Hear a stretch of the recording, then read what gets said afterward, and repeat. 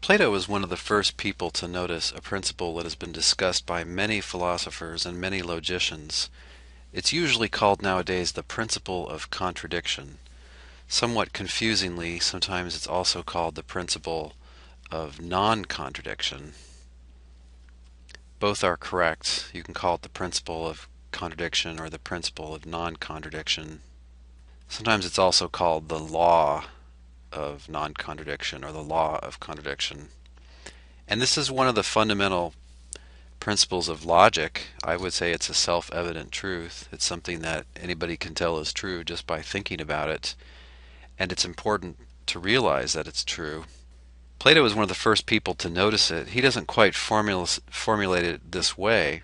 The way it's usually put nowadays is that a single claim and its negation cannot both be true. Here's a single claim. My coffee is hot. And the negation of that claim would be, it is not the case that my coffee is hot. So there's the claim, and then that whole thing would be the negation. It can't possibly be that this part is true, that my coffee is hot, and also that the whole thing is true, that it's not the case that my coffee is hot. Both of those can't be true. That's absolutely impossible. That is what the principle of non-contradiction says. A different way you can put it is the way that Aristotle puts it. Aristotle is Plato's most famous student, and we'll meet Aristotle in an upcoming lecture. The way Aristotle formulates it, and the way Plato himself may have formulated it at one point, is nothing can both be and not be at the same time and in the same respect. So my coffee can't be hot right now and also not be hot right now. Now maybe a part of my coffee cup could be hot, say this part is hot and the handle is not hot. That's consistent. There's no problem with that. Not hot. That doesn't violate this principle. But to say the whole thing is at one time hot and not hot, that would be false. That cannot be. Yet another way to put it is that a thing can't have a feature and also lack that feature at the same time in the same way. One and the same thing cannot be both hot and cold.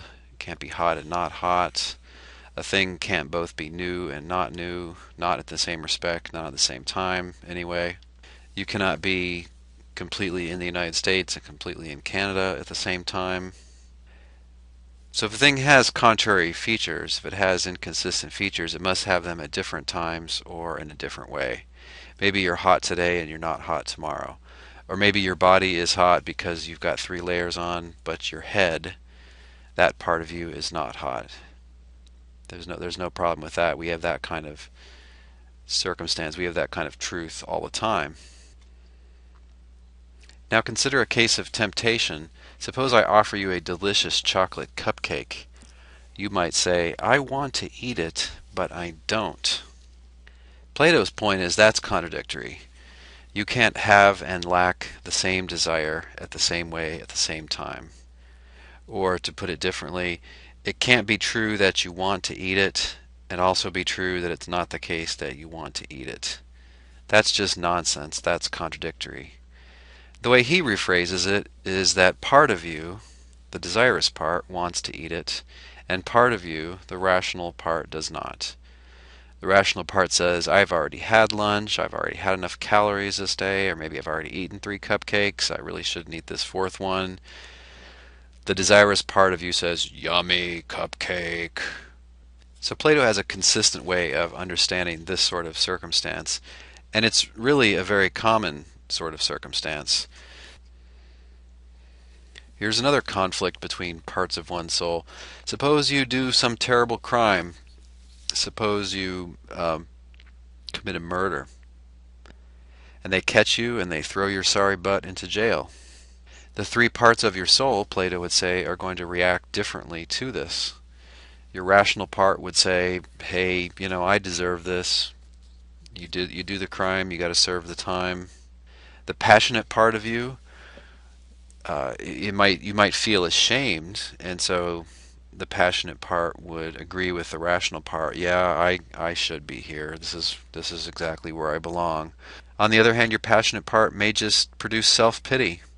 Poor me. Oh, and I should be out of here. I shouldn't be in here. So your passionate part would be going against your rational part.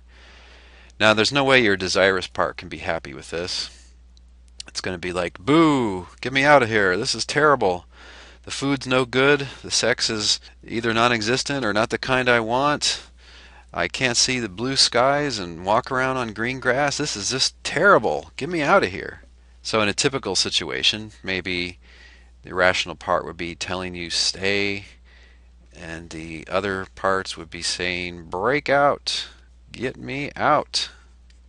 So again, there's a conflict between the parts of your soul.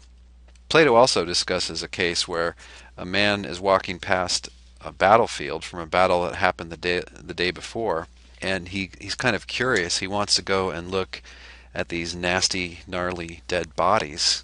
You know, they didn't have horror movies in the ancient world, so he wants to get a little thrill by looking at all these gross dead bodies. And his rational part says, no, that's not proper to go gawk at dead bodies. His desires part says, look, it'll be exciting, it'll be a thrill, it'll be nasty. And in Plato's example, his passionate part says, okay, you stupid desires, have your fill then. And out of frustration, the passionate part agrees with the desirous or the lusty part. So he goes against reason. He does something wrong. Let me say a little bit more about the interpretation of Plato's theory here. Remember I said before that he actually says that the soul doesn't have parts. So I think this talk of parts of the soul is a metaphor, and some current day commenters on Plato have argued persuasively that really he's talking about three kinds of desires. There are desires based on apprehending what is good and right and what is in your long-term interest. Those kinds of desires are rational desires. In a good person, they typically act upon their rational desires, whether the other desires agree or not. Passionate desires would be desire to do something based on how it makes you feel. These basic bodily desires, again, have to do with food and drink and sex and just the basic bodily pleasures.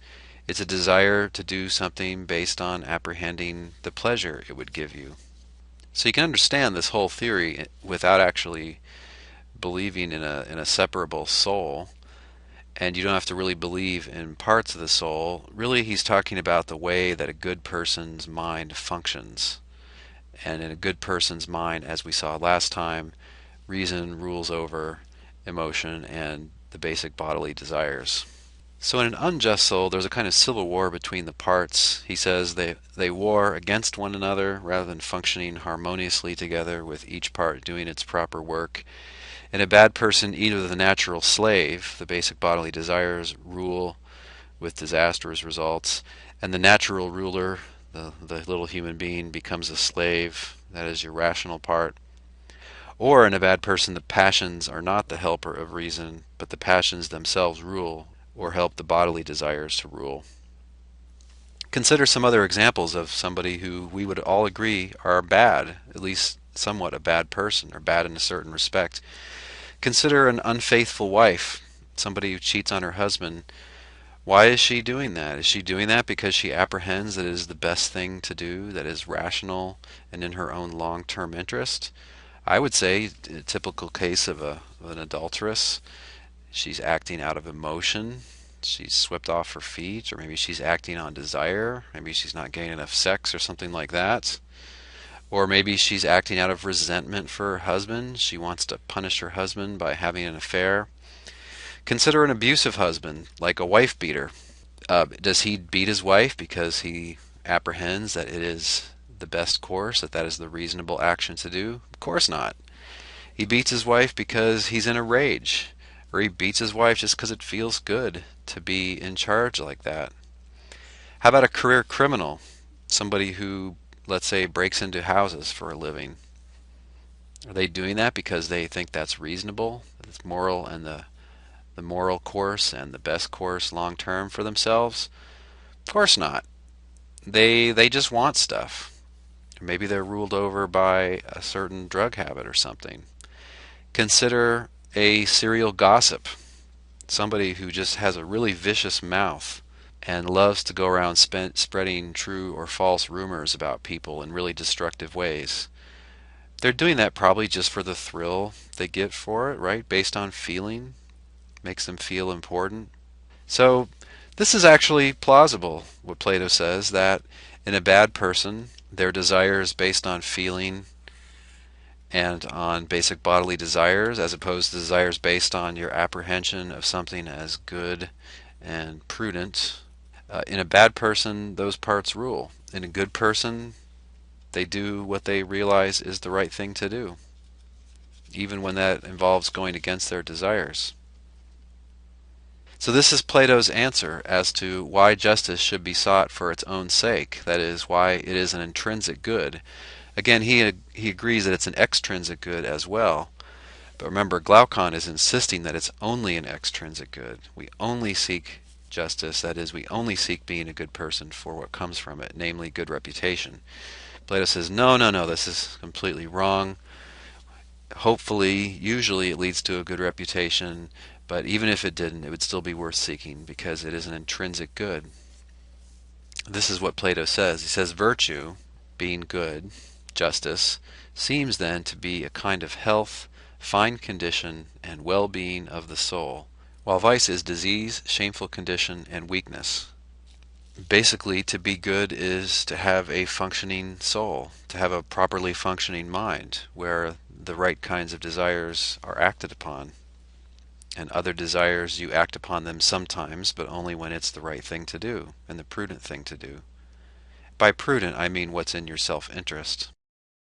And so this answers our question, why act according to the rules of morality? One point Plato would make is that acting justly leads to being just. Another point he makes that I don't have on here is that the rules of morality are not nearly so arbitrary as Glaucon argued. He says, this is the original basis for the conventions about what is fine and what is shameful. In other words, what's morally good and what's morally bad. He says, quote, fine things are those that subordinate the beast-like parts of our nature to the human, or better perhaps to the divine. Shameful ones are those that enslave the gentle to the savage. So shameful actions involve being led around by your passions or your bodily desires, and morally good actions or praiseworthy actions involve your doing what you realize to be the good thing. So this is what Plato thinks about human happiness. He thinks Glaucon's theory is a total disaster. A person who lived like Two-Faced Ted would be a slave to the lower parts of their nature, slave to the parts that are totally not suited to rule. Plato thinks that to be just is to be well off, or to be happy. This is his definition of human happiness. Happiness is just being just. And the reason he thinks that is that a just person's soul or mind is in a healthful, that is, a functional condition. That's all there is to being happy. You don't have to get your way. You don't have to have a good reputation. You just have to be a good person. So let's go back to the contrasting lives. Remember Two-Faced Ted and Misunderstood Mary? Two-Faced Ted lives a really long life in which he gets to do whatever he wants. All the time he has a reputation for being perfectly moral, for always obeying the rules of morality. In contrast, Misunderstood Mary is perfectly moral whether people are looking or not, but she's accused of horrible crimes and she has an absolutely terrible reputation. Consequently, she has no friends, she suffers quite a bit, she's thrown into prison and executed at a young age. Does Misunderstood Mary have any pleasure? Yes, but just the pleasure of knowing that she's done the right thing. And there are a lot of other pleasures she's deprived of. And let's add one more element. Let's clarify that Two-Faced Ted does not lie awake at night wondering what sort of person he is. He does not feel guilty about his life at all. Remember, according to Glaucon, Ted is perfectly happy and Mary is as unhappy as a person could get. But that's not what Plato says. What Plato says is that a person like this would be unhappy. They would not have a good life. They would not be well off. Whereas a person like Misunderstood Mary, precisely because she is moral, she is that sort of person who does what she apprehends to be the right thing, Plato would say that Mary does have a happy life. Do you agree? Suppose we're passing out lives in heaven. Your little soul, you haven't got a life yet, And well, you're at the end of the line. God only has two lives left, and you can either have this life, the life of Two-Faced Ted, or you can have the life of Misunderstood Mary. And sorry, there aren't any other lives left over. Which life would you pick, and why?